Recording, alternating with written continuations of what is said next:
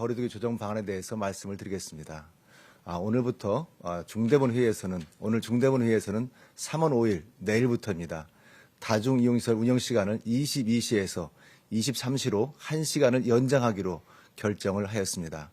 당초에는 3월 13일까지 현재의 거리두기가 적용되는 것으로 되어 있었습니다. 여러 가지 방역 상황이라든지 의견 수렴 결과를 고려해서 조금 앞당겨서 조정하게 되었습니다. 근본에 거리두기 조정을 결정이 된 원인은 누적되는 민생 경제의 어려움과 오미크론 특성에 따른 방역 전략의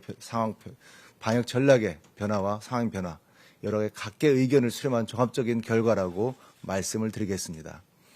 금주까지 고강도의 거리두기가 11주가 되었습니다. 우리 자영업자분들 또 소형업자분들께서 상당히 어려움들이 한계에 달하고 있습니다.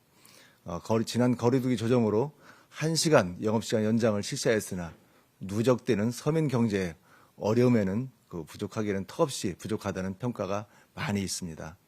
이에 더해 오미크론은 델타와 다르게 중증화율과 치명률이 낮다는 점이 점차 분명해지고 있습니다. 중증 환자도 예상 범위보다 매우 낮게 발생을 하고 있습니다. 확진자 수 증가에도 불구하고 현재까지는 안정적으로 의료체계가 대응하고 있는 중입니다. 특히 오미크론 특성에 따라 확진자 억제보다 중증 사망 최소화로 방역체계의 패러다임이 개편이 되었습니다.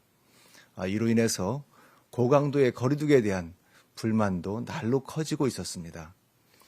격리체계 개편에 따라서 역학조사를 최소화했습니다. 격리 대상과 기간을 축소하였고 방역 패스도 해제한 바 있습니다. 또한 유행기가 커지고 오미크론의 빠른 전파력 때문에 이 거리두기의 효과성이라든지 효율성도 매우 저하되는 현상도 나타나고 있었습니다. 이 거리두기 조정이 예전과는 달리 유행 규모와 시기에 따라서 미치는 영향력도 점차 줄어들고 있는 것도 사실입니다. 마지막으로 여러 의견 수렴 과정에서도 거리두기 완화를 요구하는 의견이 매우 광범위하게 나타났습니다. 일선회복지원회에서는 방역 전문가들은 반대가 있었습니다. 그 외에 경제, 민생, 사회문화, 자치안전 등 모든 분과에서는 거리두기에 대한 조정을 요구한 바 있습니다. 지자체와 중앙부처 의견 수렴 과정에서도 서민 경제의 애로를 고려하여 거리두기 조정을 시작해야 한다는 의견이 다수로 제기되었습니다. 자영업, 소상공인 당사자들을 비롯하여 정치권이나 또는 언론 등에서도 그간의 거리두기 완화에 대해서도 주장하는 의견이 매우 다수 제기되고 있었습니다. 그러나 지금까지 설명드린 여러 요인에도 불구하고 지금 전면적으로 거리두기를 완화하기에는 아직 불확실성이 많다는 그런 상황도 아울러 고려를 하였습니다. 아직은 오미크론 유행의 정점이 나타나지는 않았습니다. 정점 규모와 시기에 대해서는 아직도 불확실성이 있는 상황입니다. 전문가들과 질병청 분석 결과로는 향후 2, 3주 이내에 정점이 나타날 것으로 예상하고 있습니다. 정점이 분명해지고 이러한 상황에서 의료된 여력이 충분히 감내할 수 있도록 평가하기 전까지는 전면적으로 거리두기 완화를 해제하는 것은 위험성이 존재한다고 판단을 하였습니다. 이에 따라 이번 조정은 최소한도로 조정을 하였습니다. 이후 다음번 거리두기 조정부터는 본격적으로 완화 조치를 검토하도록 하겠습니다.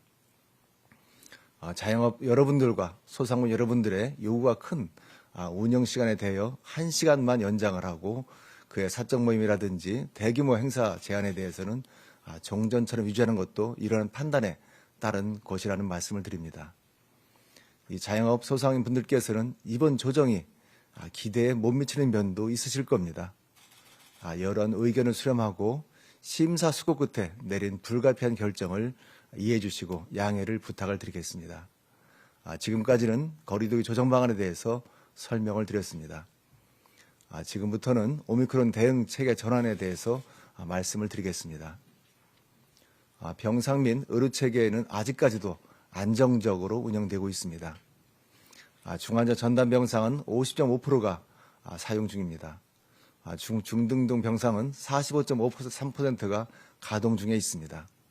절반 정도는 아직도 사용이 가능한 상태입니다. 정부는 오미크론 특성에 따라 경증 환자가 계속 증가하는 상황을 고려하여 중등증 병상을 추가로 확충할 계획으로 있습니다. 감염병 전담병원과 전담요양병원을 2,254병상을 추가로 확보하겠습니다. 추가 병상 확보는 3월 둘째 주까지 운영될 수 있도록 신속하게 준비를 해나가겠습니다. 또한 기존의 중환자실에 적용되던 재원관리 방안과 준중증과 이것을 준중증과 중등증 병상까지도 확대하도록 하겠습니다. 오늘 중등, 준중증, 준등증 병상 중에서 10일이 경과하고 산소 치료를 하지 않는 731명에 대해서는 일반 병상으로 이동 권고를 시행토록 하겠습니다. 다만 의료진께서 추가적인 격리 치료 필요하다고 소명을 하는 경우에는 계속 격리 치료를 제공받으실 수가 있겠습니다. 격리가 해제되더라도 치료가 필요하신 분들께서는 일반 병상에서 계속 치료를 받으실 수가 있습니다. 한편 무증상 경증 환자가 크게 증가를 하고 있습니다. 이분들에 대한 동반 질환 치료를 위하여 일반 병상을 활용할 필요성이 날로 커지고 있습니다. 어제는 저희가 서울대병원을 방문해서 일반 병동 내의 확진자 치료 현황을 점검을 하였습니다. 2월 20일부터 내과, 신경외과, 소아과 등 6개 병동에서 10분의 확진자가 치료를 받고 계십니다. 병원 내 감염 관리를 철저히 하여 의료진과 일반 환자의 감염 사례도 없는 것으로 어제 확인을 하였습니다. 앞으로는 무증상 경증 환자가 필요한 경우에는 일반 병상에서 치료받을 수 있도록 여러 가지 지침도 마련하고 의료계와 협의도 진행할 것입니다. 중환자의 전담 치료 병상의 가동률 상승에도 불구하고 중환자의 전문 의료력도 계속 확충해 나가고 있습니다. 국방부가 도와주셨습니다. 국방부에서 적극 협력하여 내과, 응급, 마취과 전문의 등 206명을 신규 근육안을 코로나 중환자 진료에 투입하도록 하였습니다. 이분들은 3월 12일부터 약 한 달간 중환자 전담병상, 간병 전담병원에서 코로나 환자 치료에 지원할 예정입니다.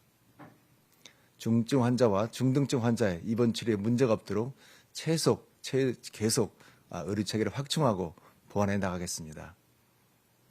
다음부터는 재택치료 추진 현황에 대해서 말씀을 드리겠습니다. 재택치료 참여 의료기관이 계속적으로 늘어나고 있습니다. 많은 국민들께서 검사 방법과 전화상담 처방에 익숙해지시면서 재택치료가 이제는 어느 정도 안정기에 접어들었다고 볼 수가 있겠습니다.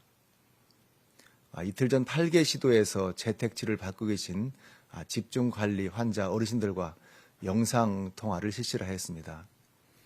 재택치료의 생생한 경험과 함께 정부의 정책이 부족함이 없는지를 듣는 시간이었습니다.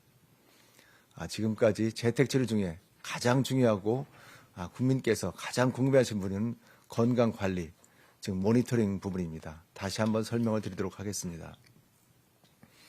우선 코로나 확진 문자를 받으시면 보건소에 열대 연락이 없더라도 동네 병의원에서 의료 상담과 약 처방을 무료로 받으실 수가 있겠습니다. 확진 판정 이후에는 보건소의 역학조사를 거쳐서 환자분들이 집중관리군과 일반 관리군으로 나눠지게 됩니다. 건강관리 방법도 달라지게 되게 되어 있습니다. 우선 집중관리군에 해당되시는 확진자분들께서는 집중관리의료기관에서 매일 2번씩의 전화 모니터링을 받게 되십니다. 2번씩의 전화가 온다는 말씀을 드립니다. 따라서 집중관리군의 경우에는 자신을 모니터링하는 집중관리 의료기관을 통해서 필요한 약을 편리하게 처방을 받으시고 수가 있겠습니다. 또한 일반 관리군 같은 경우에는 확진 판정 직후부터 필요하면 언제부터 가까운 병원을 이용하시면 되겠습니다. 전화 상담을 받으시고 약 처방을 이 또한 무료로 받으실 수가 있겠습니다. 네이버와 다음 포털에서 코로나19 전화 상담 병원을 검색하시면 집 근처에 있는 동네 병원을 신속하게 편리하게 이용받을 수가 있겠습니다.